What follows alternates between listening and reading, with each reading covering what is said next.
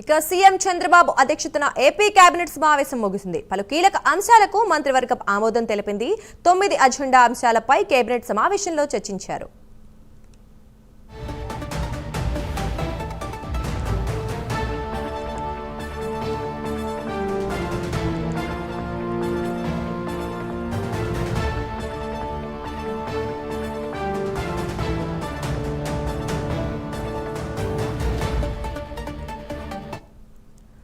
CM Chandrababu అధ్యక్షతన AP cabinet సమావేశం ముగిసింది. పలు కీలక అంశాలకు మంత్రివర్గం ఆమోదం తెలిపింది. 9 అజెండా అంశాలపై కేబినెట్ సమావేశంలో చర్చించారు. ఇక ఇదే అంశానికి సంబంధించి మరింత సమాచారం మా కరెస్పాండెంట్ శ్రీనివాస్ అందిస్తారు. శ్రీనివాస్, చెప్పండి, కేబినెట్ సమావేశానికి సంబంధించి కొన్ని కీలక అంశాలు కూడా ఆమోదం తెలిపినట్టుగా తెలుస్తోంది. మరి ఏంటవి, వాటి వివరాలు ఏంటి? కొంచెం క్రితమే ఏపీ కేబినెట్ భేటీ ముగిసింది. సీఎం చంద్రబాబు నాయుడు అధ్యక్షతన ఈరోజు ఆమోదం తెలిపారు. అదే ప్రధానంగా చూసుకుంటే ఈరోజు ఏదైతే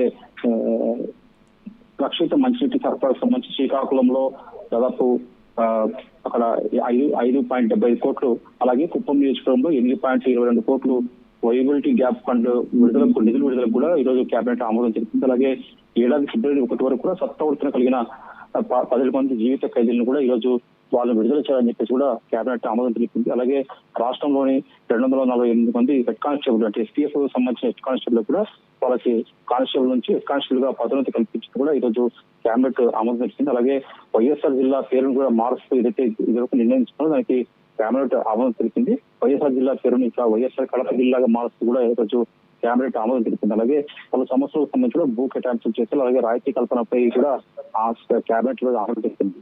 పరిశ్రమకు సంబంధించి అయితే కీలకంగా 2025 చట్టంలో పలు నిబంధనల సవరణ చేస్తూ ప్రభుత్వం నిర్ణయించుకుంది. ఆ పరిశ్రమకు సంబంధించి కూడా చట్టంలో పలు సవరణలు చేస్తూ కూడా ఈరోజు కేబినెట్ ఆమోద ముద్ర వేసింది. అలాగే AP shops and establishment bill 2025 చట్టంలో నిబంధనల సవరణలు కూడా ఈరోజు కేబినెట్ లో ఆమోదం తెలిసింది. అలాగే ప్రధానంగా చూసుకుంటే కేబినెట్ అజెండాతో పాటు పలు అంశాలపై కూడా కేబినెట్ చర్చించారు. ప్రధానంగా ఏడాది పాలనపై కూడా సీఎం మంత్రులతో చర్చించారు.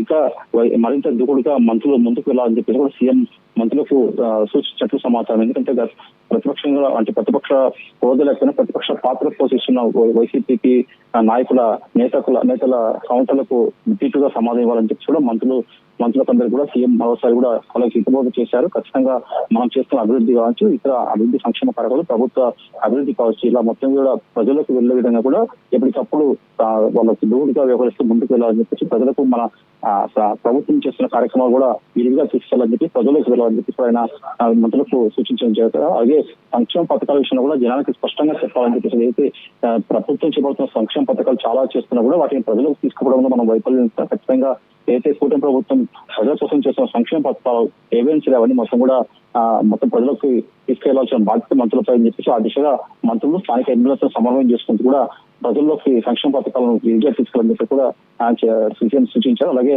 తల్లి వందనం అమలుపై కూడా కేబినెట్ చర్చించినట్టు సమాచారం. అలాగే ప్రధానంగా ఈ నెల 21న వైజాగ్ లో జరిగే ప్రధానమంత్రి యోగాంధ్ర కార్యక్రమాన్ని కూడా మంత్రులంతా కూడా కలిసికట్టుగా దాన్ని విజయవంతం చేయాలని చెప్పి కూడా కొంత బాధ్యతలు కూడా ప్రత్యేకంగా ఇస్తామని చెప్పి కూడా సీఎం చెప్పినట్లు సమాచారం. ఈరోజు దానిపైన కూడా మరి కాసేపు కూడా సీఎం నివాసంలో కూడా యోగాంధ్రకు సంబంధించి కూడా ఒక ప్రత్యేకంగా సమావేశం ఏర్పాటు చేస్తే ఆ సమావేశంలో మంత్రులతో హాజరవుతారు. మొత్తం దృష్టిలో ఈరోజు జరిగిన అజెండాలో దాదాపు 13 అంశాలకు సంబంధించి కూడా ఈరోజు కేబినెట్ భేటీలో చర్చించి వాటికి ఆమోదం ముద్ర వేసినట్టు కూడా సమాచారం. Durga, thank you Srinivas.